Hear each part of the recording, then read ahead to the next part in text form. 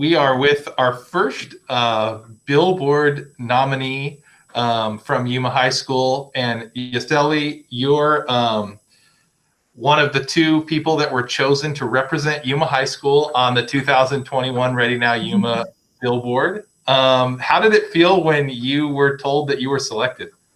I feel so like in shock, like couldn't believe it, because I've always said that since I joined Yuma High School. I noticed that that was a thing that you were able to select it, and I always said that I wanted to be there. So I literally changed my whole perspective of school and everything, and I feel like I would have never imagined I could have made it. Like, let's be realistic. Um, my sister, she was here in school. She didn't really care about any of that, and I've always dreamed of doing something big. And I feel like it's an honor from all the students. Only two get selected, and I just feel like it's an honor to be there. And when they walked me into the principal's office to tell me, I was so scared. I was like, "What did I do wrong?" And then he told me that, and I was like, "Oh, it's not a bad news. It's like a super good news." So I was in shock. I'm still in shock until I don't see it. Still can't believe it. Well, Still it can still be an April Fool's joke. So we're past that, so it's real. And I guess, what did your family or what did your sister say when you told them the news? Well, mostly my sister. She's a sophomore here at Yuma High School.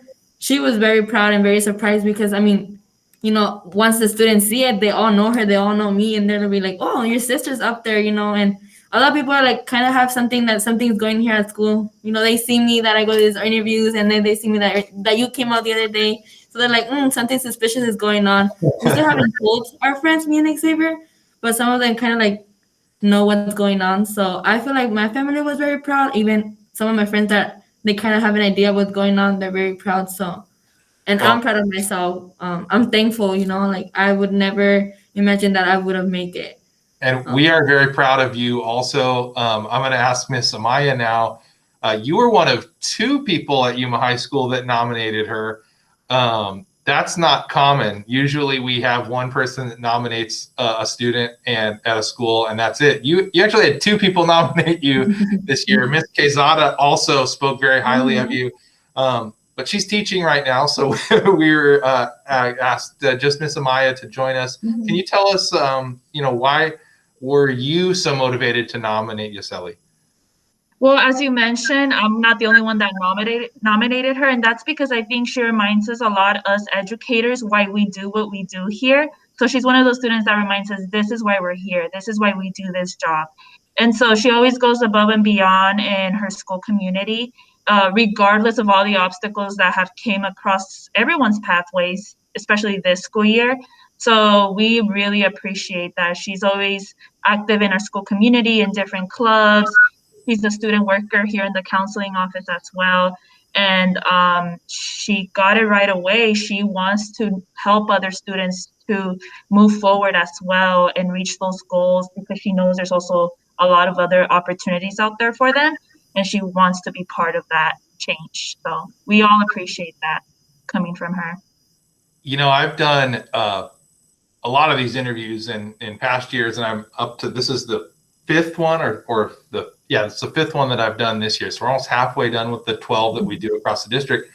There's a common theme this year, and maybe it's because of COVID, or maybe it's just the type of personality that the students in our district have, but it's helping other people is so important to you guys. And that's an amazing trait, I think, for someone that's still in high school, to pick up on that and be so wanting or desirous to help people. Why is that so important to you, Yethzly? I don't know. I feel like since I have a very big family and I have all these siblings, I've always had the feeling that I have to help them out. And when I saw that I could do it, I'm like, why am I just doing it in my family? Why don't do it like even bigger? So I started doing it in my family. Then I started doing it in the school, and the school saw that. So they're like, you know what? We need to put you more out there. So they opened many doors for me to go outside of the school, more into my community. And I just fell in love with it. I just felt that I'm a student, like I'm barely 18 years old, and I can make all this impact on other people. Like I just can't imagine how much I can do with much more opportunities. Like I just like to think like if right now and people see it, like they told me that I'm very mature for my age, and I'm really 18. I'm like, what am I gonna do when I'm 21? Like how much can I still do? Right now I'm proud of what I'm accomplishment, like all my accomplishments that I'm doing right now. So I just can't I can't believe that I can do even much more. So I just keep moving, and I don't let that one thing stop me, because if I would do that, Miss Amaya, I can tell you, I would have been crushed already if I just let one obstacle let me go down.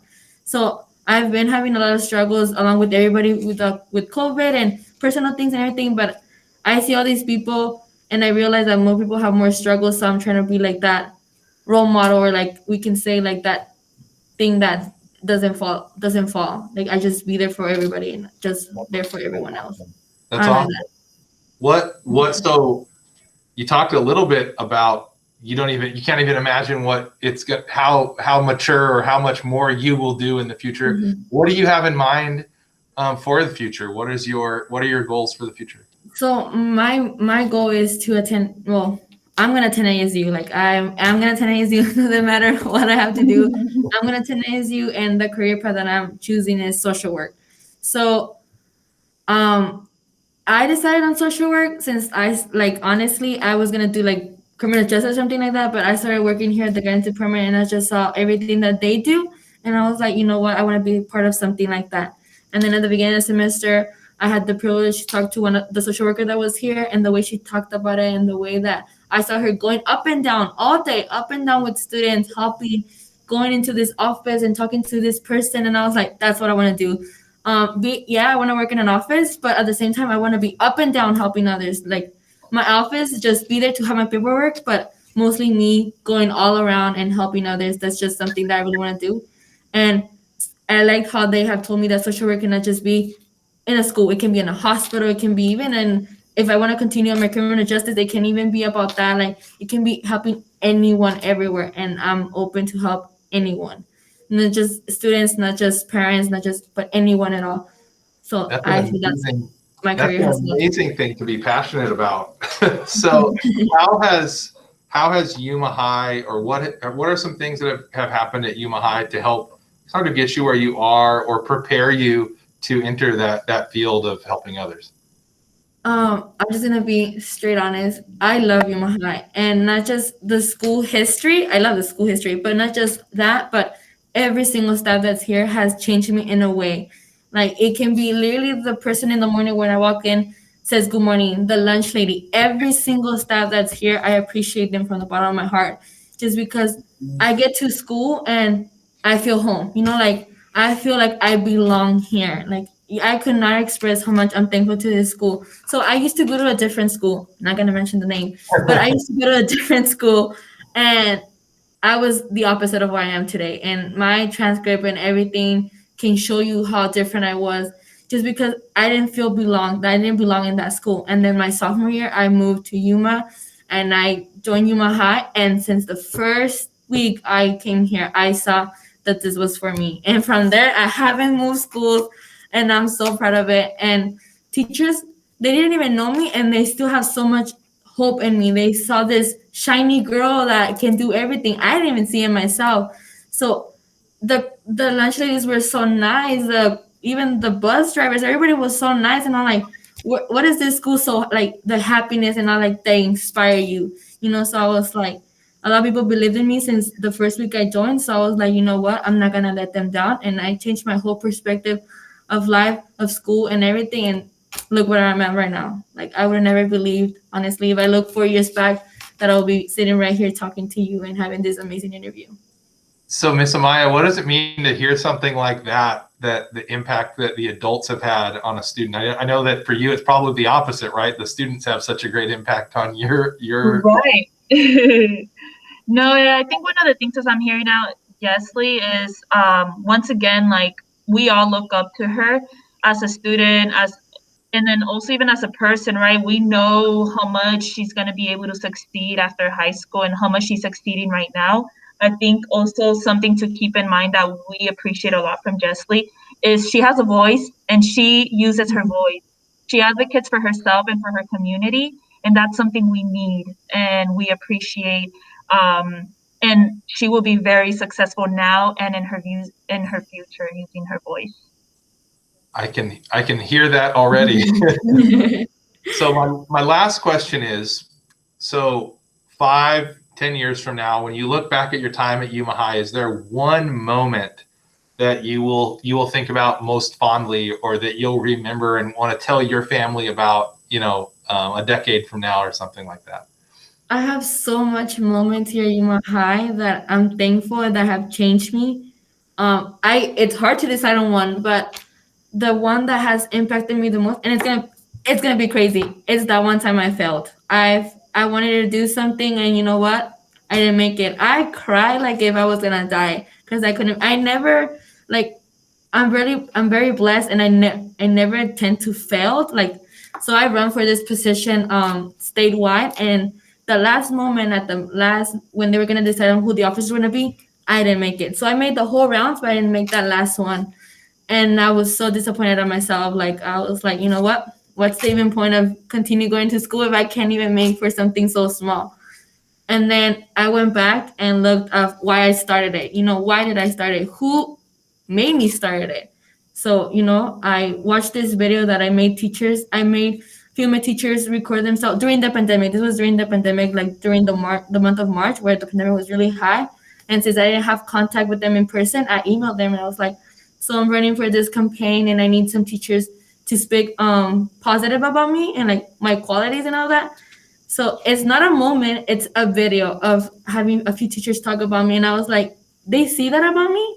I'm like, what am I thinking negative?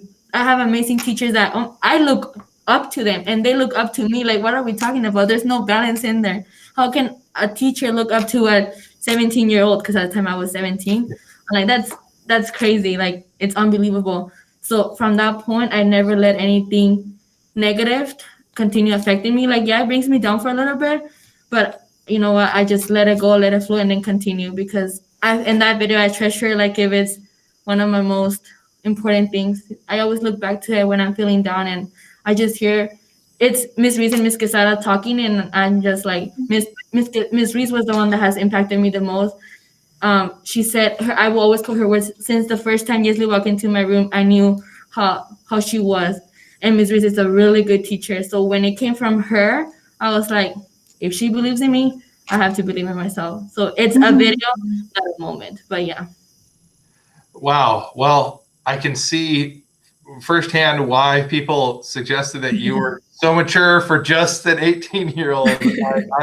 I'm impressed. I'm so happy that you're able to take part in this honor, and I feel lucky to just get to talk to you guys, even if it's for a few minutes. So congratulations again, and we'll talk about the next steps. And please make sure you take pictures of that billboard when you drive by it. Yeah, Oh, definitely. for sure. I'm gonna be like, that's my student.